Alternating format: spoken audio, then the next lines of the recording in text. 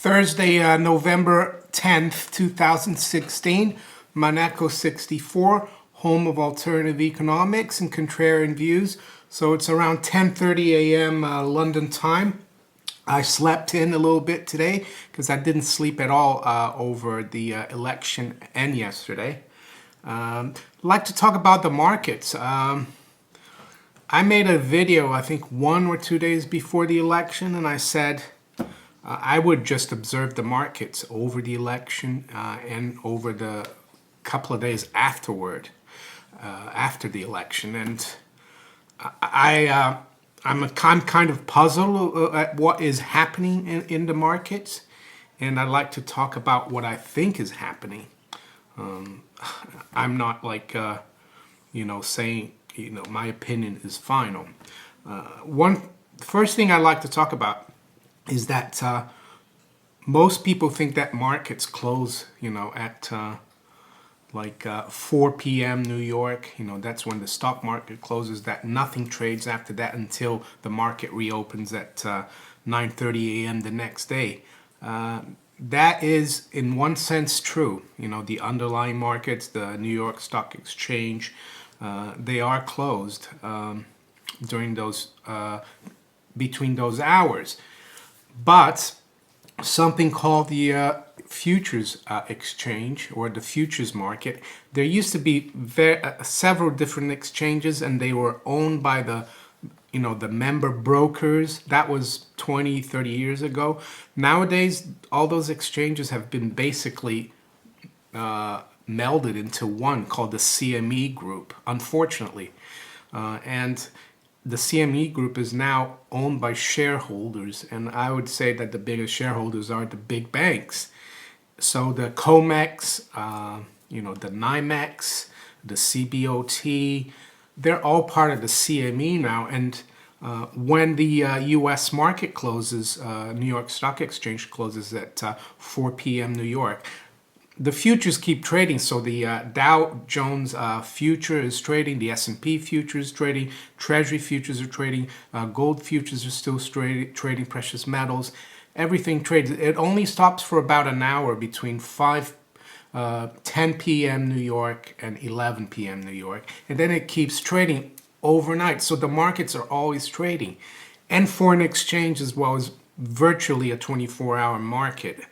And it's funny because the public doesn't know this. And even yesterday, I was listening to LBC Radio, and the main presenter there, Nick Ferrari, he was actually in New York covering the election, and he was saying, the British pound will probably gain strength after this victory by Trump. We'll have to wait until the market opens. But he didn't realize that actually it was trading as he was talking.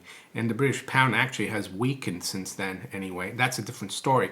So that's what I like to tell people, first of all, that while we waited for Donald Trump's speech, which started at 2:40 a.m. Eastern Standard Time on the 9th, while we waited for that, the markets were trading. And I'm going to show you a chart here of what was happening, what happened, during the election and when the results started coming in. So here it is, the chart, the Dow Jones Industrial Average. You can see the big drop here early on November 9th. And these are, don't forget, these are London times, but I have translated the time to New York time. So you can see the drop there. In the beginning there, the Dow popped up. I think, there was a hope that Clinton was going to win, and that was right there in the beginning above those two trend lines. And then it just started dumping the Dow, and you can see I write there, Trump win all but declared. New York Times barometer gives him 95% chance of victory. Yes, I was watching the New York Times website. I know I don't like the New York Times, but they're the enemy, so to speak. They're very anti-Trump. And if they're saying he's got a 95% probability, I think it means like 100. So you can see there, the market dumped once we knew that Trump had won. And the Dow dropped over 800 points. It got down to like I think 17,495 or thereabouts there at the bottom. The exact levels are not that important, but then you can see the market, you know, there's that bottom there, and then we're waiting and waiting and waiting, you know, for Trump to make his victory speech. The custom is that the loser concedes first, makes a speech, which she didn't. She sent her John Podesta, her manager, campaign manager, out, and he actually said, and I listened to it, he said, he didn't concede. He actually said, oh, it's too early to call. There's still a lot of votes to count, and we're going to come back tomorrow. And I thought, wow, that's strange. And then we're still waiting for Trump, still waiting. And then all of a sudden, not all of a sudden, but took over 2 hours since, you know, the New York Times had said, yeah, 95% chance, we get the Trump victory speech starting at 2:40 a.m. Eastern Standard Time. And you see that little arrow there that I drew. And the market, you know, just before that, the market had started rebounding. And ever since then, you know, the Dow has just gone straight up. I mean, yesterday we closed at near all-time highs. Today again at 10:45 a.m. London time or 4:45 a.m. New York, the Dow is up another 163 points at 18,750. And now I show you a chart of the Dow, longer-term chart. We've broken the high there from the all-time high that we had this summer in August. Puzzling, in my opinion, and that's why I advise people just to stay out of the, you know, the game and just watch it from the stands, so to speak. And what do I think is happening? To tell you the truth, I don't really know exactly what's happening. One theory I have is that, and I'll put that other chart back here, the short-term chart just after the election.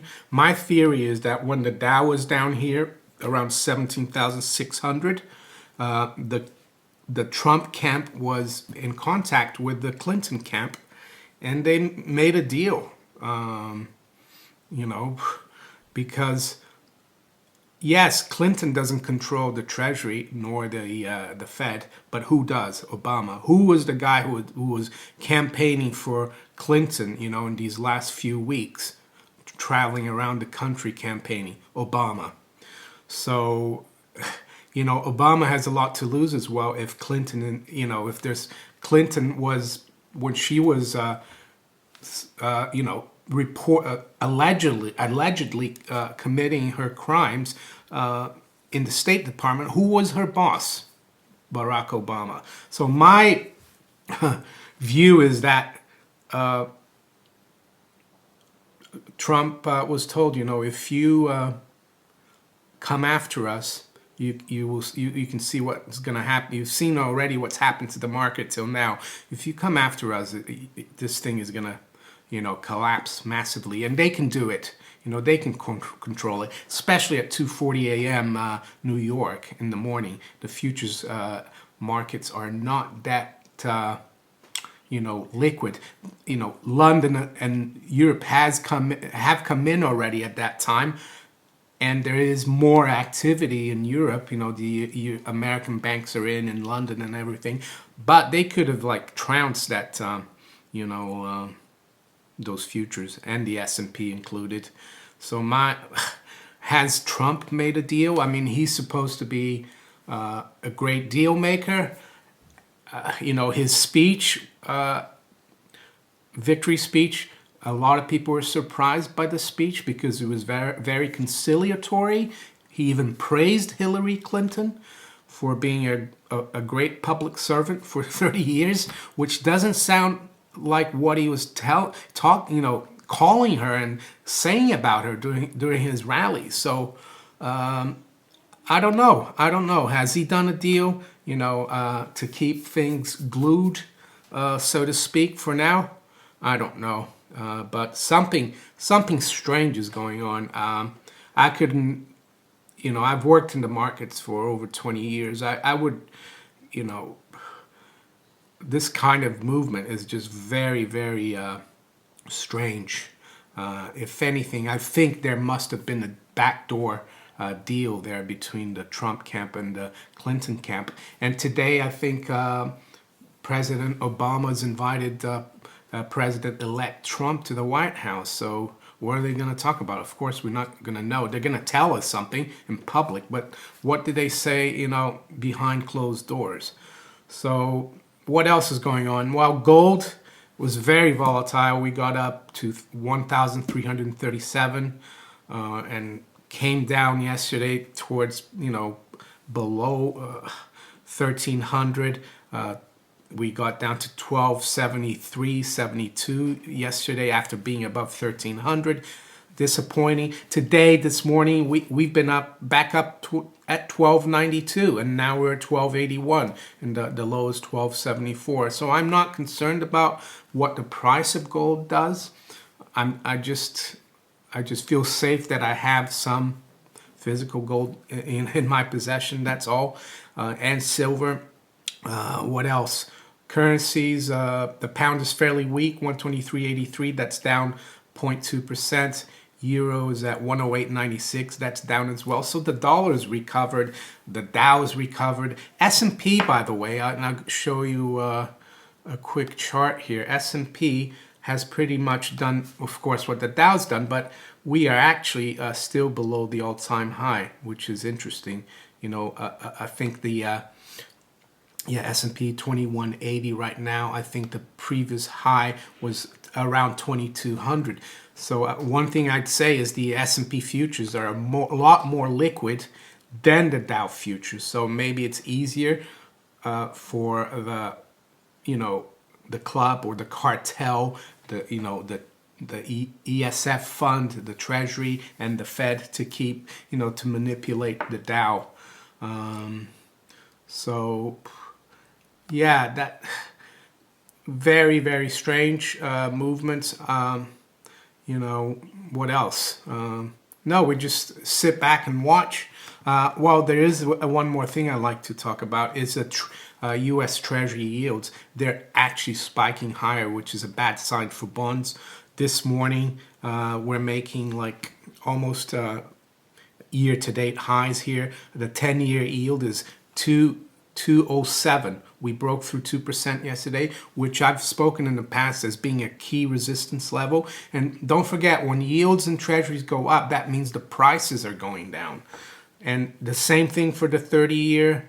We're at 286, so that's up quite a bit as well. Don't forget, in July, the 10-year yield got down to 135, which was an all-time low. And the 30-year yield got down to around 210. And what we're seeing now is that the curve is starting to steepen as well, which means the longer term yields are going up faster than the shorter term yields. So that's one, even the Treasury market during the election, I was looking at it because it trades, you know, the futures and even the cash. When the Dow was down about 800, the 10-year yield actually got down to 173 from 186. So ever since we've turned around in the stock market, yields have kind of exploded. We're up, more than 30 basis points in the last 24 hours in the 10-year yield. So that's all I wanted to talk about. Is there been a backdoor deal between the two camps and the administration? I don't know. But one thing I would say is I would not try to trade this market. I do have investment positions in the market in mining stocks. They've actually been fairly stable. I did take some chips off the table a week before the election, so I've got some cash. And that's it for now. So if you enjoy my video, please like, share, and subscribe to my channel if you haven't yet. If you'd like to help, you know, it would be appreciated with donations, of course. There's some links below in the description. Take care. Bye.